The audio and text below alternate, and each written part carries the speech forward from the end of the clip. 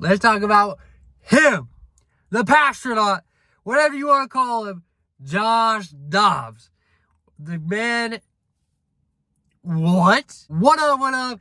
Week 10 was nuts. We have so many different quarterback storylines we got to talk about.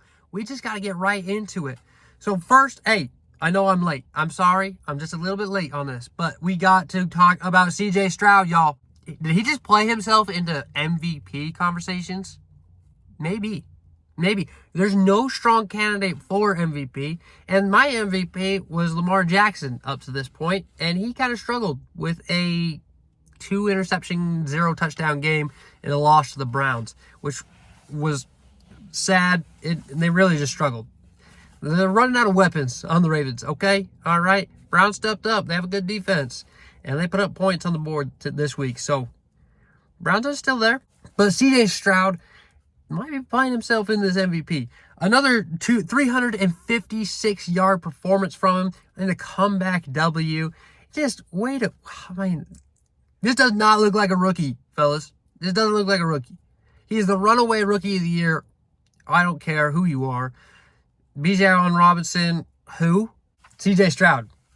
He's a leader. He's a captain. He is taking his team to levels that I don't think people expected.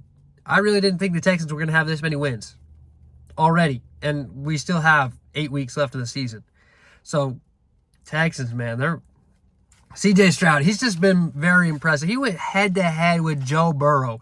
Joe Burrow had 347 yards, 2 touchdowns, 2 interceptions. CJ Stroud won that battle. He beat the Bengals, a Bengals team that's been rolling, okay? He did really well. Now, let's talk about him, the pastronaut, whatever you want to call him, Josh Dobbs. The man, what? He put on a show. 268 yards, a touchdown, and another one on the run as well. I mean, the Saints are a good defense, fellas. The Saints are a good defense. And he just tore them up. I did not pick the Vikings to win that game.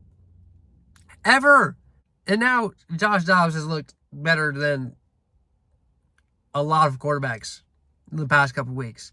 So I'm glad to see Josh Dobbs doing well. I'm excited for him. I mean, 134 yards receiving from TJ Hawkinson helps a lot.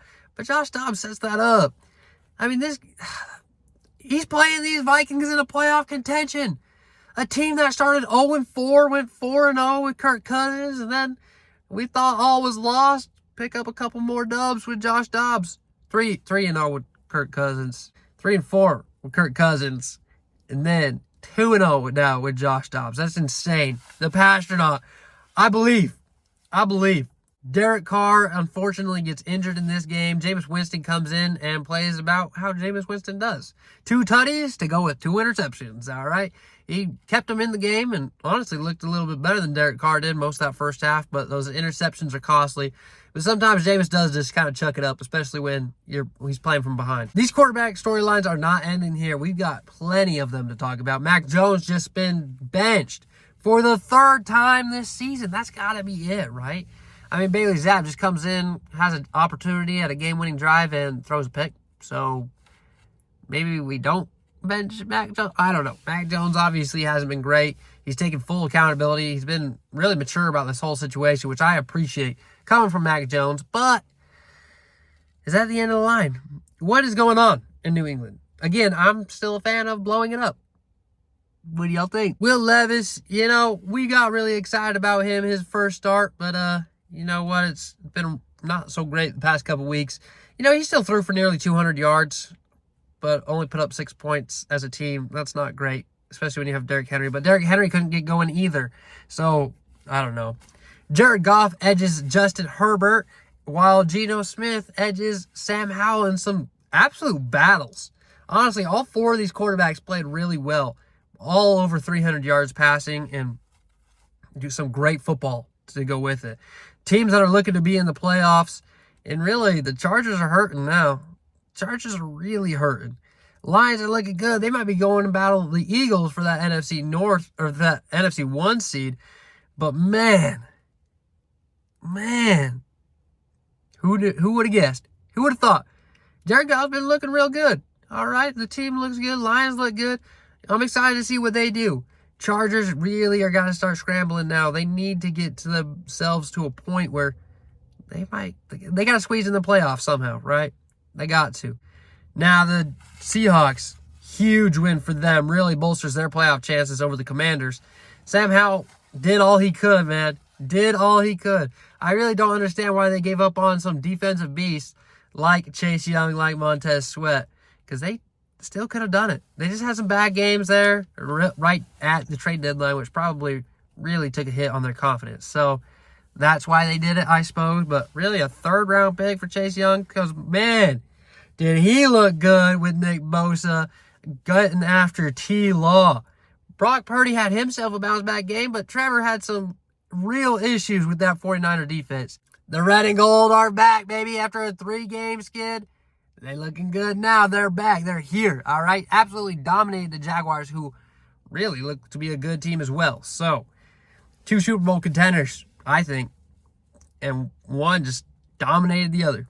Dak Prescott shines with 400 passing yards, 5 total touchdowns, and my goodness, some of those passes were like, what the freak? And they worked, and that's probably a testament of how bad the Giants are, but he still looked good. Dak has absolutely dominated the Giants this season, and he continued to do so in this Week 10 matchup. The Cowboys are here. They're still going to prove they're a dominant team and a threat to be reckoned with. Man, before I get too much farther, we got to talk about Thursday Night Football. Tyler Bagnell, oh my gosh, he just out-battled the #1 overall pick. A rookie from Shepherd University just out-dueled an Alabama Heisman winner. Bryce Young has looked bad. Gosh. And though it was not a pretty game, I didn't even tune in, I'm not going to lie, because who cares about the Bears or the Panthers? The only reason I wanted to win is because I wanted the Panthers to win so that the Cardinals could get the #1 overall pick. But no. Kyler Murray is back, ladies and gentlemen. He is back, and he led the Cardinals to a last-minute score to beat the Falcons. And I'm not sure how I feel about that. Okay, I was kind of hoping to lose. But I kind of figured that the Falcons are bad and still don't know what they're doing.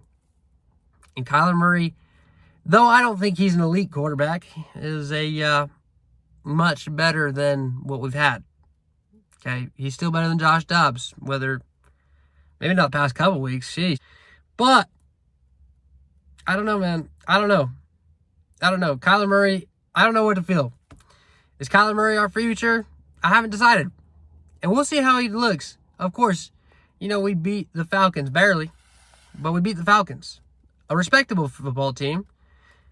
That doesn't mean we're going to make the playoffs next year or anything, but we'll see. Again, that was his first game back in almost a year. 11 months, okay? All right, so we got to cut him some slack. He looked good. He ran the football pretty well. We had to get Clayton Tune that tush push. We didn't want to ruin the knee, but hey, I want to see what Kyler does the rest of the season. But he's back, and we'll see how he does. I'm excited. Definitely going to be more exciting football to watch in Arizona. And then on Sunday Night Football, Zach Wilson, man, is he out of a job? No, because Salas came out today and said that he's actually played pretty well. I don't know if he's watching the same Zach Wilson the rest of us are. And no, all of his blame cannot go on Zach Wilson. That offensive line has been horrible. But man, every week I expect Zach Wilson to take a step up, and he just doesn't. He just doesn't. And it's getting disappointing, and I'm not even a Jets fan, okay? So, there's a lot to do. There's a lot of quarterback drama going on, as we just mentioned, as we just talked about for the past 10 minutes or so. Man, this is fun. This is what the NFL is all about. We'll see what happens the next few weeks. The MVP is up for grabs. CJ Stroud, Lamar, Pat Mahomes. What y'all think? Jalen Hurts? Come on now. What do you think? Are we sold on Bryce Young? We sold on Kyler Murray? Are we sold on Sam Howell? I am. Let me know.